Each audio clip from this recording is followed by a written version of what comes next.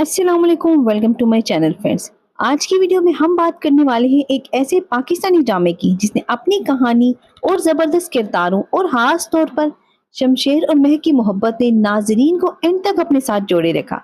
एक तरफ था दौलतमंद खानदान का बिगड़ा हुआ बेटा जिसने अपनी हर ख्वाहिश पूरी करने की आदत थी, और दूसरी तरफ थी एक सादा बाअसूल और दरमियाने तबके से ताल्लुक रखने वाली लड़की जो अपनी इज्जत और खानदान को सबसे ज्यादा अहमियत देती थी।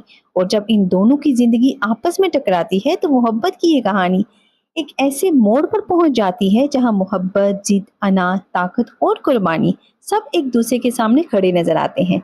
जी हाँ, हम बात कर रहे हैं ड्रामा सीरियल कैसी तेरी खुदगर्जी की।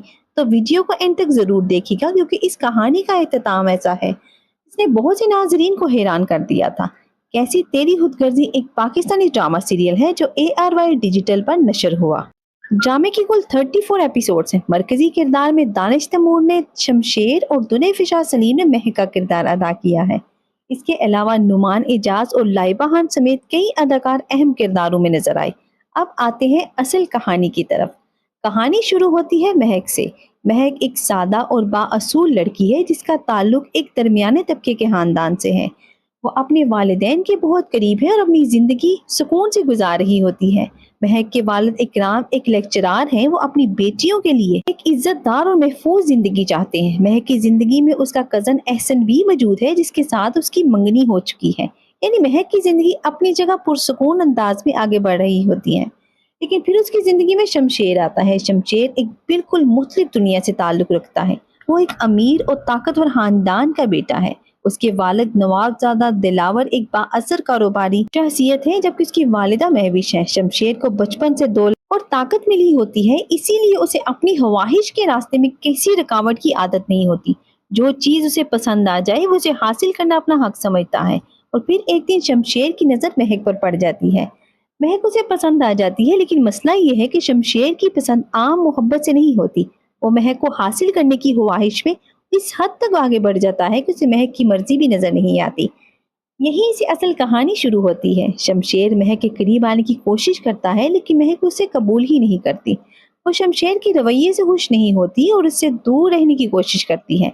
महक के लिए मोहब्बत का मतलब इज्जत, एतमाद और रजामंदी है, लेकिन शमशेर के लिए शुरू में मोहब्बत का मतलब सिर्फ ये होता है कि महक उसे हर हाल में मिलनी चाहिए।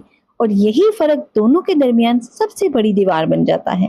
महक जितना शमशेर से दूर रहने की कोशिश करती है, शमशेर उतना ही उसके पीछे आता है। जब शमशेर को एहसास होता है कि महक उसे अपनी मर्जी से कबूल नहीं करेगी, तो वो अपने खानदान की ताकत इस्तेमाल करने की कोशिश कर देता है। महक के खानदान पर दबाव बढ़ने लगता है। एक तरफ महक अपने वालिदैन को इस मुश्किल में नहीं देखना चाहती, और दूसरी तरफ शमशेर अपनी जिद छोड़ने के लिए तैयार ही नहीं होता। यहाँ ड्रामा सिर्फ दो लोगों की मोहब्बत की कहानी नहीं रहता, बल्कि ताकतवर और कमजोर तबके के दरमियान फर्क भी दिखाता है। महक के वालिदैन अपनी बेटी को बचाना चाहते हैं, लेकिन शमशेर के खानदान के असर-ओ-सौफ के सामने उनके लिए हालात मुश्किल होते जाते हैं। शमशेर की जिद आखिरकार महक की जिंदगी मुकम्मल तौर पर बदल देती है। वो रिश्ता जिसमें महक की रजामंदी और खुशी होनी चाहिए थी, वो उसके लिए एक मुश्किल आजमाइश बन जाती है। महक शमशेर को दिल से कबूल नहीं करती। वो उसके सामने झुकने की बजाय अपने असूलों पर कायम रहने की कोशिश करती है। यही वजह है कि शादी के बाद भी दोनों के दरमियान मोहब्बत जैसा सुकून नहीं होता। एक ही छत के नीचे रहते हुए भी दोनों के दिल एक दूसरे से काफी दूर होते हैं। महक शमशेर से नाराज है, और इस नाराजगी की सबसे बड़ी वजह यह है कि शमशेर ने उसकी मर्जी और उसके खानदान के जज्बात को अहमियत नहीं दी होती। लेकिन कहानी यहाँ खत्म नहीं होती। वक्त के साथ शमशेर को एहसास होना शुरू होता है कि जिस तरीके से उसने महक को हासिल करने की कोशिश की है वो गलत था। उसे पहली मर्तबा अपनी गलतियों का एहसास होता है। वो महक के दिल में अपनी जगह बनाने की कोशिश करता है। लेकिन मसला ये है कि मोहब्बत हासिल करना आसान था, एतमाद वापस हासिल करना बहुत मुश्किल था। महक ने जो कुछ बर्दाश्त किया था उसे वो एकदम बुला नहीं सकती थी। शमशेर जितना महक के करीब आने की कोशिश करता था, महक उतना ही अपने दिल के जख्मों को याद करती थी। यहाँ शमशेर के किरदार में एक बड़ी तब्दीली आती है। जो लड़का अपनी जिद के आगे किसी को अहमियत नहीं देता था, अब वो महक की खुशी को अपनी ख्वाहिश से ज्यादा अहम समझने लगता है। शमशेर की ये तब्दीली उसके अपने खानदान को भी पसंद नहीं आती। उसके वालिद नवाबजादा दिलावर अपने खानदान की इज्जत, طاقت اور فیصلوں کو سب سے اوپر رکھتے ہیں۔ انہیں شمشیر کا مہک کے لیے بدل جانا قبول نہیں ہوتا۔ دوسری طرف مہک بھی شمشیر کو آسانی سے معاف نہیں کرتی، تو شمشیر ایک عجیب صورتحال میں پھنس جاتا ہے۔ ایک طرف اس کا خاندان ہے اور دوسری طرف وہ لڑکی ہے جسے حاصل کرنے کے لیے اس نے اپنی پوری زندگی کا رخ بدل دیا تھا۔ کہانی اپنے آخری حصے میں انتہائی جذباتی ہو جاتی ہے۔ شمشیر کو اب سمجھ آ چکا ہوتا ہے کہ محبت کسی انسان کو زبردستی حاصل کرنے کا نام نہیں ہے۔ وہ مہک کے لیے قربانی دینے کو تیار ہو جاتا ہے، لیکن حالات اب اس کے قابو میں نہیں رہتے۔ اس کے ماضی کے فیصلے اور خاندان کے تنازعات ایک خطرناک انجام کی طرف بڑھتے ہیں، اور پھر آتا ہے وہ لمحہ جس نے پورے ڈرامے کی کہانی ہی بدل دی۔ شمشیر مہک کے لیے اپنی جان قربان کر دیتا ہے۔ شمشیر کو اس کے اپنے والد نواب دلاور کے آدمیوں نے نشانہ بنایا تھا۔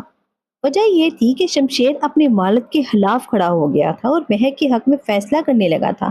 دلاور کو خدشہ تھا کہ شمشیر اس کے خلاف جا کر اس کے بنائے ہوئے منصوبوں اور غلط کاموں کو بے نقاب کر دے گا۔